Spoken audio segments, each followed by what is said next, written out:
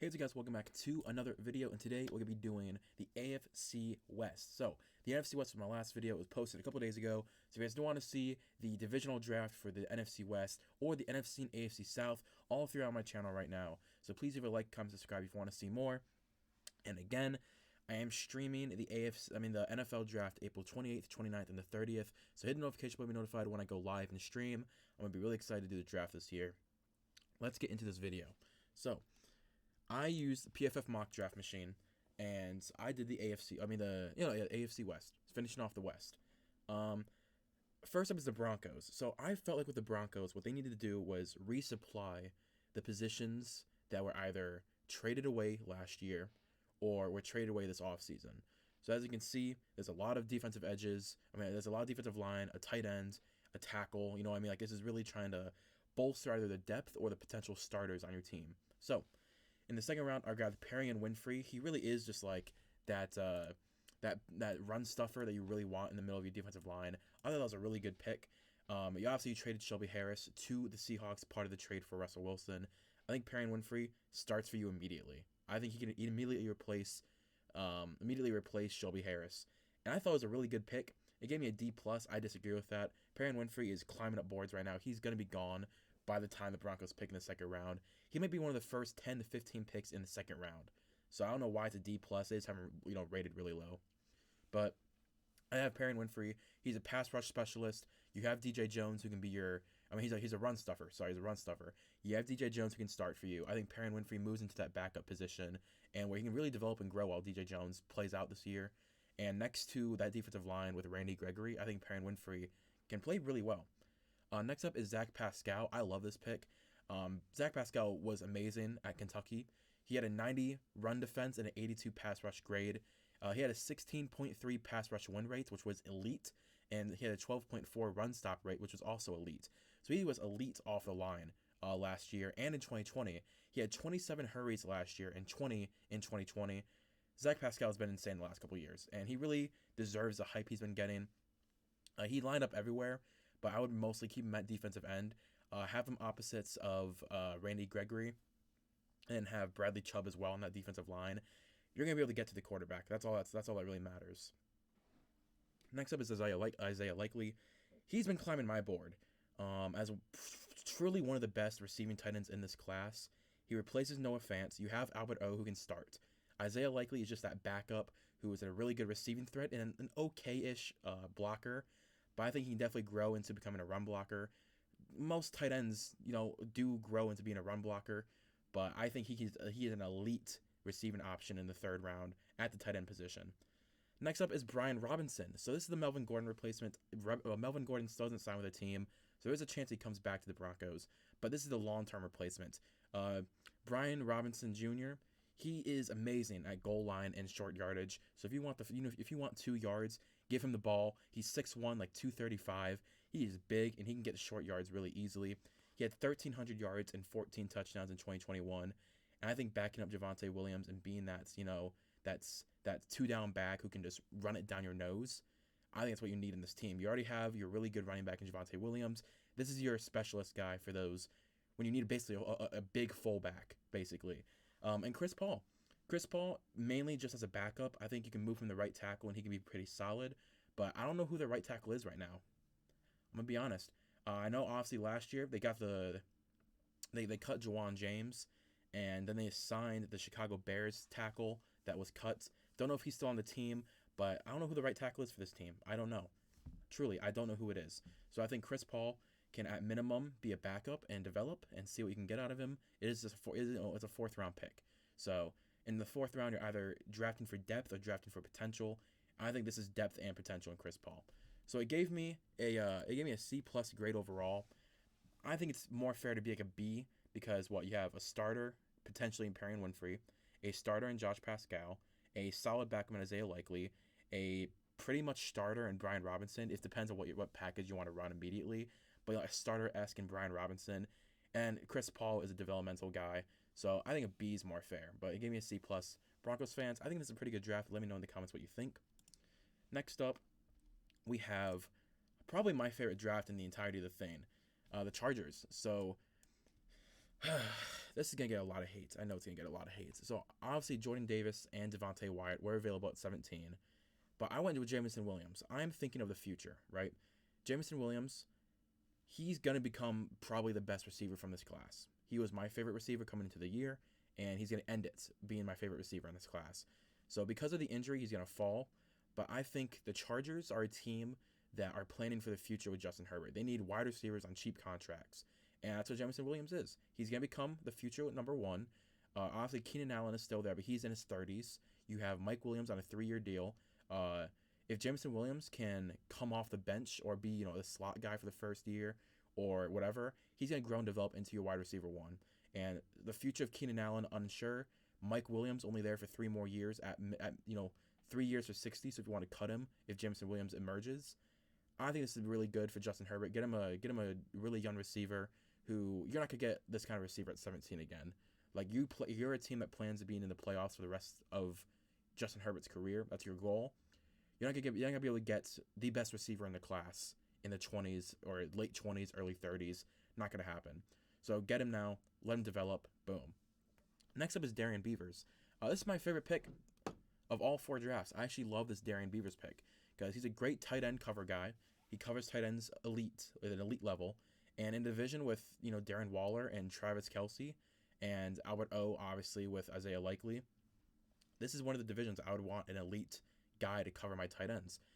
He also had an amazing pass rush grade at 86, one of the highest in the linebacker class this year. I thought it was really good. I'm solid with him. If you just throw him at the tight ends, I feel like you're really covered, and you don't got to worry about the tight ends if you just throw Darian Beavers at him. And obviously, this team has a linebacker issue when it comes to tackling, and he's an elite tackler. So, next up is Noah Ellis. He had a 13.4 run stop rate, which is great. And again, this team has had run stuffing issues and tackling issues. Both of these defensive players were elites in their class at their position at run stopping and tackling. And, this D-line and this linebacker core needs tacklers and run stuffers, and that's what these guys are. Next up, I gave me an A-. I completely agree. A+ pick in Jameson Williams, and I think these are really good. These are going to turn out to be really good role players, if not starters, in the future. So I'd actually probably go an A instead of an A-. But next up is the Raiders. This is another draft I really liked. I like the JoJo Domann pick.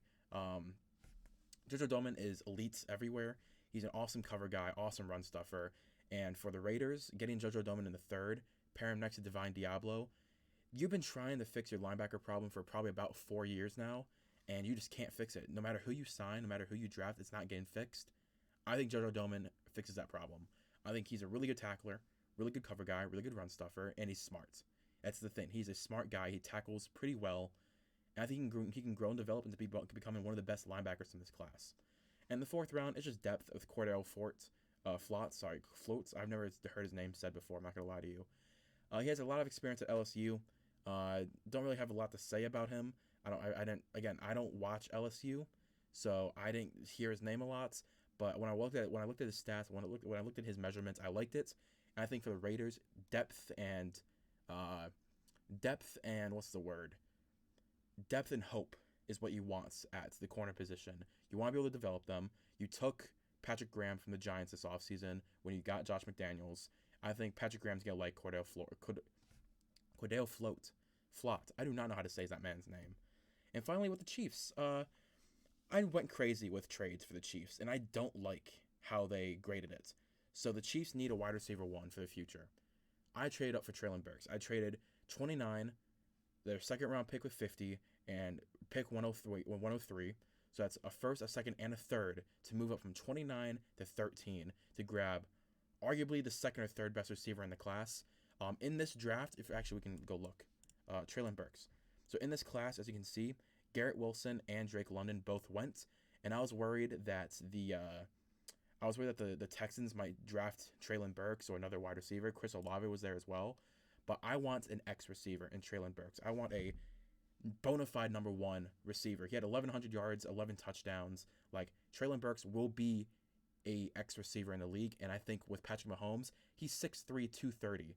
Like, this is a 60-40, 70-30 catch percentage guy. He's going to be amazing with Patrick Mahomes. Next up is Roger McCreary. I love Roger McCreary. He had 24 completions with 21. He had 24 incompletions in 2021, which was the first among corners everywhere. He was just first among corners. He was almost 90 across the board in coverage, and he only allowed a 45% completion percentage when targeted. And for a team that lost Travarius Ward and lost Kendall Fuller last year, doesn't have Tyrann Mathieu. They do have Justin Reed now, but he lost Tyrann Mathieu. I think grabbing a bona fide cornerback 1 at the end of the first is important. And again, he's just a little undersized, probably about an inch or two undersized. So if you want to move him to slot in the future, you can. But for year 1, he can easily start outside corner 1 for you, and you'll be perfectly fine. In the second round, I grabbed Phidarian Mathis. I like Phidarian Mathis. I feel like him and I forgot his name. Him and Perrion Winfrey are my D tackle lovers. Like, I love those D tackles in this class. And Phidarian Mathis, he's solid everywhere. I think next to Chris Jones, he can be really good. He replaces Derek Nottie, who I believe left in free agency. So he replaces Derek Nottie. He's better than I'm not gonna remember his name. I'm gonna skip over. He's better than the other D tackle 3. Next to Frank Clark, I think him, Chris Jones, and Phidarian Mathis. That's a pretty solid 1, 2, 3. And obviously, whoever else you want to throw at the opposite D end. But him and Chris Jones, I think Chris Jones can cover up a lot of his failures in both run and pass defense. But I think he's good enough to start, and it's a lot of upside with him. So I grabbed him in the second round. Then this is my Tyrann Mathieu replacement, is Brian Cook. Well, I guess my Daniel Sorensen. You do have Juan Thornhill. You do have Justin Reed. Again, in safeties, you're only as good as your third safety. And I think Brian Cook is one of the best safeties in this class. And the only reason he's not getting talked about is because there's so many other players that are better than him. It doesn't mean he's bad. It does not mean he's bad. He's just not elite. He's a very solid, he can come in and start for you, but I don't think he's not going to be an all-pro guy. But he is going to be a solid role player.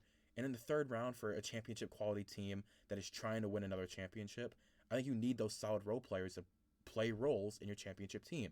And I think he can come in, play safety, whether it's free or strong safety. He can play both of the positions. I think it's really good for them. So I didn't want to do a 4th round pick for this team because I don't think they're going to pick these picks. There's absolutely not a single soul I thought was worth a pick this year in the 4th round. So I decided let's take our 4th round pick and 2 7th round picks. Let's package them together. Let's move them to the future. So then you get a 4th round pick next year and a 6th. So now you have 2 4th round picks next year, and you can use that to move up if you wanted to. But you trade a 4th, a 7th, a 7th for a 4th and a 6th. Gave me a C+ trade. I'm okay with that. And I was trying to do it as one trade, but it wouldn't let me. So what actually happened was 2 4ths and 2 7ths for Tay Gowan, a 4th and a 6th for the future. And Tay Gowan, I think, can be a solid, starter in the slot at that slot corner. I think Tay Gowan can start for you in the slot corner position. He's kind of buried by the Eagles because they have Avonte Maddox, they have Darius Slay, they have Steven Nelson. So he's already buried. He can't start in the slot receiver role. But I think with the Chiefs, he can fight for that position. He can fight for that starting role. I think he can be solid enough in the slot.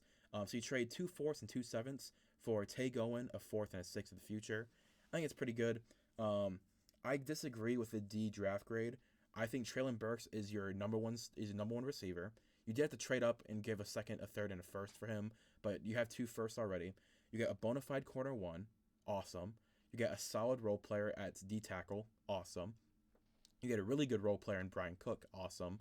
And you get a cornerback who could potentially start for you and a future 4th, so you can get 2 4th round picks next year, and you move up from 2 7ths to a 6th round next year. I'd say it's more like a B- C+ in my opinion for the Chiefs. But again, if you guys did like this mock draft for this division, leave a like, comment, subscribe. Comment down below what you would change. I think my favorite would I think the Chargers. Not just because it gave me an A draft grade, but I think all these players would be amazing for this team specifically. Darian Beavers being as good as he is, covering tight ends, and how good he is in the pass rush. And with Noah Ellis being one of the best run stuffer defensive tackles in the class in the 4th round, I think it was really good for them. My least favorite, none of them. I like it all. I think every single Broncos player plays a really big role for their team. I think these guys all would play roles and be starters. I think all these guys, this might actually be my least favorite. Because I like JoJo Domann, but I don't like Cordell Flotz. But I like my Chiefs. I like it. So, If you guys did enjoy the video, please leave a like, comment, and subscribe. Again, hit the notification to be notified when I post next and when I go live. I'm going to be doing a NFL draft stream when the NFL draft happens. So, follow. My link tree's in the description, so follow me all across the board. I'll probably be doing the AFC East and the NFC East next, so that'll be my next 2 videos. I'll see you guys later. Peace and bye.